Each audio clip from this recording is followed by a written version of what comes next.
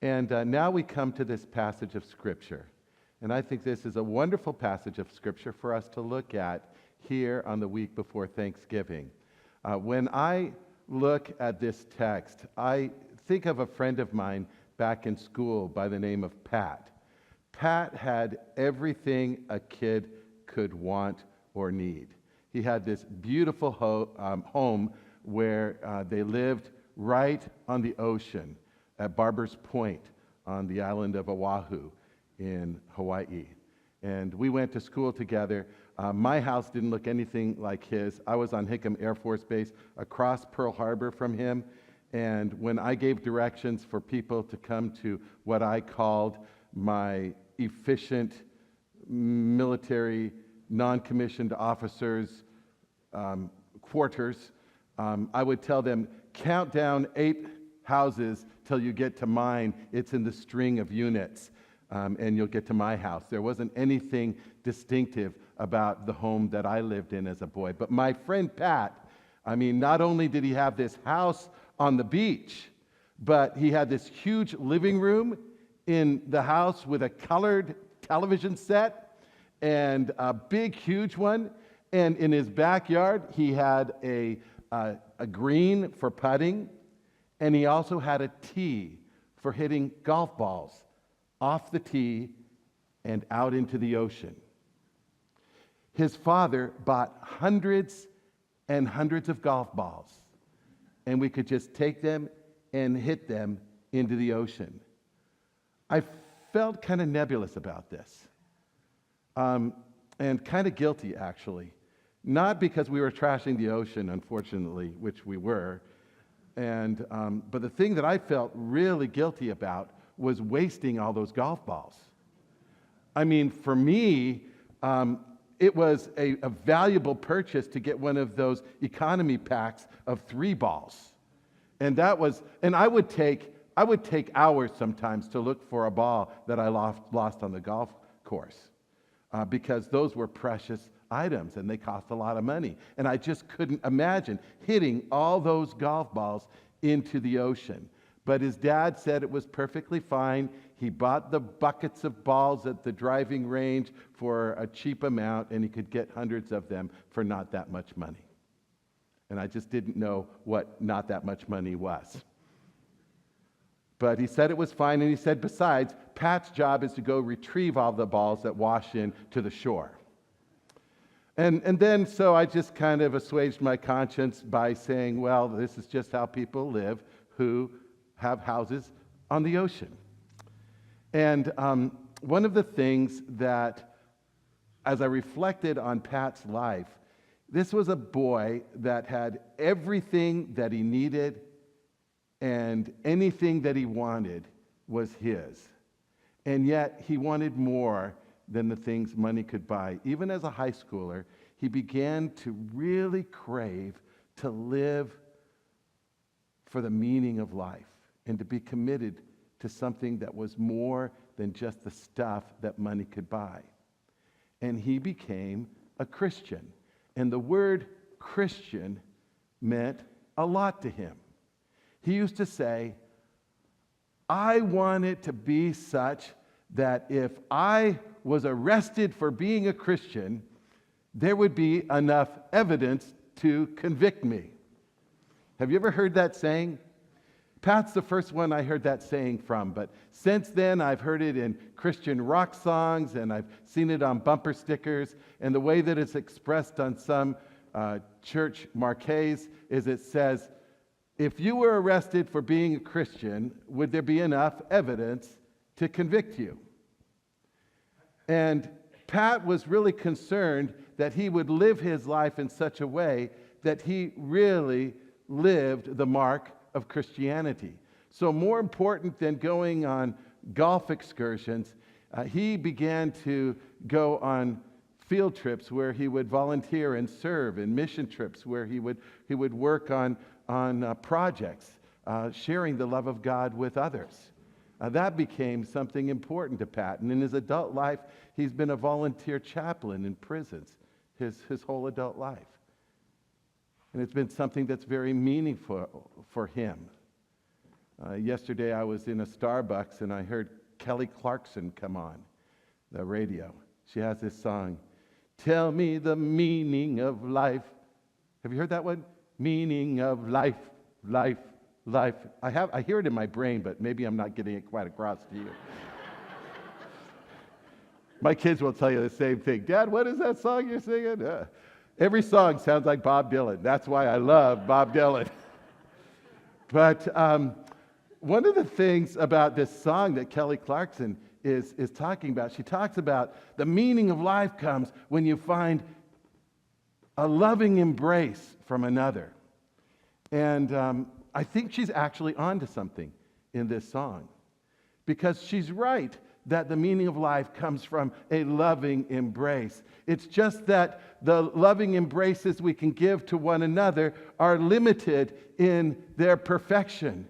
Even in the most perfect marriage, there's brokenness and there's heartaches and there's pain. We all know it. And yet we have a God who loves us and cares for us and gives us his loving embrace. And this is the message that Luke shares with us over and over again in the book of Acts.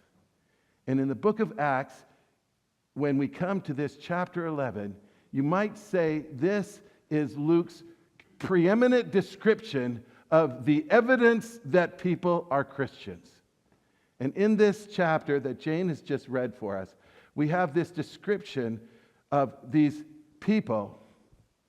And finally, the Christian church has come to a place where they have embraced the fact that God loves everybody, always.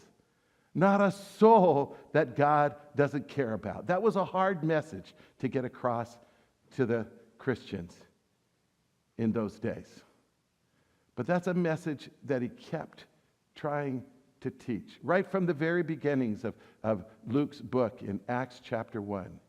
He tells us his version of Jesus' Great Commission, where Jesus said, "You will go into all the world and you will be my witnesses." Where will you be my witnesses? In Jerusalem and Judea and Samaria and to the uttermost parts of the world. Jesus wanted us to know that God's love is available to everybody. It's not just limited to the Jews in Jerusalem. It's for everybody. And Peter recognized that on the day of Pentecost. In Acts chapter 2, Luke tells us the sermon that Peter preached. And Peter said that this is a gift for all humanity. And yet, over and over again, Peter continues to limit the message of the good news of Jesus Christ and the love of God just to those who were like him, people living in his area, people who ate the kind of food that he ate, people that looked like he looked. And God was in a project of trying to get it into Peter's head that I have a message of my love for everybody. And Peter just wasn't getting it. And so there was this cruel Pharisee, a real hateful man by the name of Paul. And God turned his heart around on his road to Damascus to persecute other people who weren't like him. And when God got a hold of Paul, God gave to Paul the mission. You're now going to take the love of God and the message of God's love to everybody. Let them know that God's love is for you. No matter who you are, no matter where you are, no matter how you live or where you live, God's love is for you. That was the message that God wanted Paul to take to the world. And so once he got over his stunning conversion experience and got his breath, he started to preach. And you know who he preached to? People who were like him. He started preaching to only the Jews. And he was a miserable failure. In fact, everybody disliked him, and his fellow Jews wanted to kill him. We're told in Acts chapter 9 that he had to be snuck out of the town of Damascus in a big basket, hung by a rope, stuck through a window in the wall of the city in the middle of the night, and run to his safety. He went down to Jerusalem. God gives him a second chance to take God's love to everyone. And who does he preach to? Only those who were like him, only those who ate food like he ate, only people who looked like him and talked like him. And he was completely and miserably a failure in all of his efforts. They tried to kill him in Jerusalem. Get out of here. And his friends snuck him away, got him up to Caesarea Philippi on the coast, put him on a ship, and sent him back home to Tarsus. And there he stayed for over 10 years. Haven't heard a word from him in the book of Acts. As far as Luke's concerned, as he's telling us the story, it seems like, okay, God's done with Saul, Paul. Now this person is off doing his own thing in Tarsus. And Luke then tells us the story of Peter once again.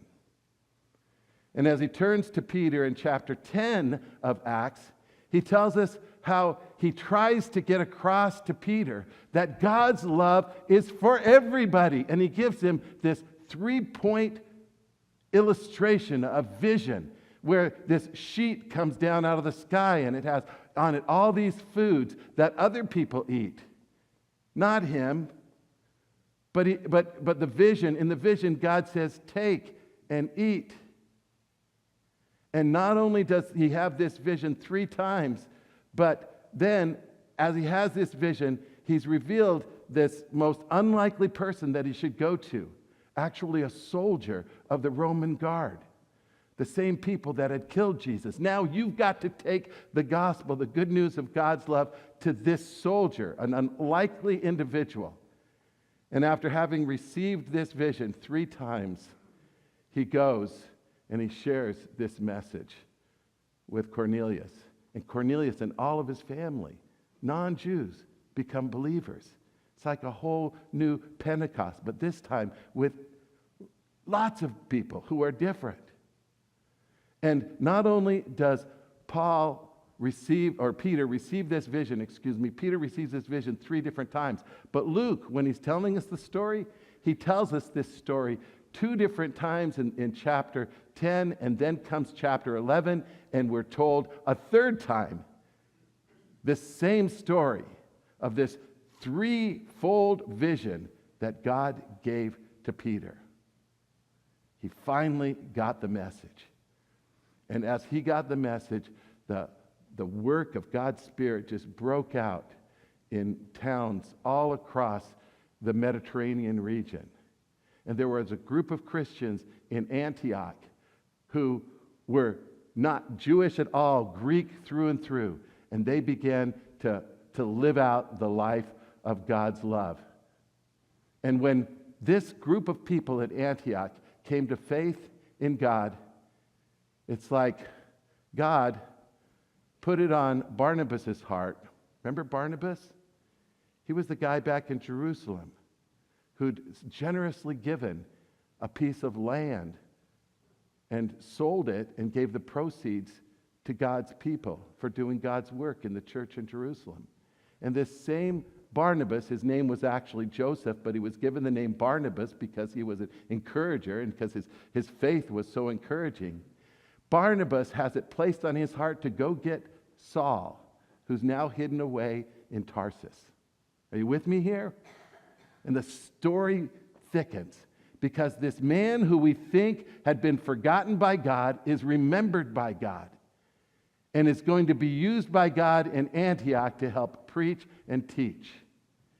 And then a mark of the Christian really developed where Agabus, another Christian living in this church environment, has this vision, and he says, there's coming a famine to the church down in Jerusalem. You need to collect an offering and take it to Jerusalem. And all these new Christians who were Greeks, Gentiles, non-Jews, did the same kind of thing that the Jewish Christians were doing. They took collections and gave their proceeds to the Lord's work.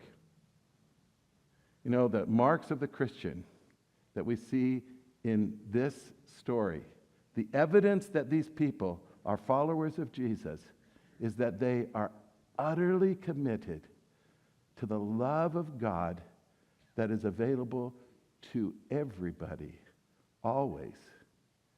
And they are willing to be exceedingly and extravagantly generous, sharing their love with other people. That's the marks that identifies them. And people looked at them and said, oh, they're little Christs. Little Christs, Christians. It was actually a derisive term that the uppity-ups within the Roman authorities and the uppity-ups within the Jewish authorities gave to those people who were so convinced that Jesus made the difference in someone's life, that they called them little Christians. I tell you, those marks of Christianity that were illustrated in the life of that early church in Antioch, I believe, are still marks that the world needs to see today. The Bible tells us in the book of Genesis, the book that Alan is studying right now with the Bible study in 845 class. In the first chapters of Genesis, we're told that humanity was created with the mark of God, the image of God, we're told. The Latin theologians call this the imago Dei. Every one of us has been created with a spark of the divine inside of us. It's a beautiful thing. And yet, we all know that that spark has lost its polish and has been marred from a very early time in all of our lives. Every one of us is broken in one way or another, and every one of us needs the grace of God. And that's what Jesus communicates to us. And as far as I look around the world right now, the world needs love and beauty and grace that we can provide. You know, this last couple of weeks, Cindy and I went to New Zealand for some vacation. It's beautiful there. We thought about no problems. All we thought about was where we were going to go to dinner and what trail we were going to hike on today. And things are beautiful. Our country is beautiful too, but they have it all like packed in all within miles of one another. You can experience it all. And it's just beautiful. And as we were experiencing all the beauty, we got to our bed and breakfast where we were spending the night. We hooked up to wireless, and we found out about the shooting in Thousand Oaks that happened on a Wednesday night at the Borderline Dance Hall in that city. And we used to live there, raised our kids there. 15 years we lived in Thousand Oaks. And we became very distressed. You know, what is the world coming to? The world needs so much the gift and grace of love. And yet here you have this boy, young man, filled with such hate, and goes in and mows down a dance hall, kills 12 people, injures, I think, over 18 people in our old hometown. I read the newspaper, looked up where he lived. He lived 2 blocks from our house in Thousand Oaks. Went to the same high school that my boys went to. Had the same coaches that my boys had. That bar and grill, they call it Borderline. It's really a dance hall. You know, we've been there, and you know, our church groups have gone there and done line dancing together as kind of social events. And our neighbor boy, next door neighbor, who grew up together with my boys, he was in that bar the night the shooting occurred. He got out safely. But his life is traumatized as a result. And you wonder what evil and hatred there is in this world. We have so much to offer. We live for grace and for beauty, for truth and for love. We bear the image of God. And even in our own brokenness, we've been touched by God's grace and given the love of Jesus Christ. We have the mark of God that we can place in this world for hurting people. You know, those hurting people in Thousand Oaks experiencing trauma. The very next day, they were told they had to evacuate their homes. The whole city, whole chunks of the city had to get out of town because of fires. Then we know of the whole town in Paradise, where the whole town was destroyed by a fire this past week. There is hardships, heartaches, evil, distress, brokenness, sin. And yet we have a God who gives us his grace. And we have a message to give to the world, to our communities, in our families. That message is that God is love. And we can express that love with deep generosity. Jesus put it this way: love God with all your heart, soul, mind, and strength. Love your neighbor as yourself. It's that simple, and yet it's that immensely profound. The world needs it. The meaning of life is love, love, love. And we have a love to give and a love to show.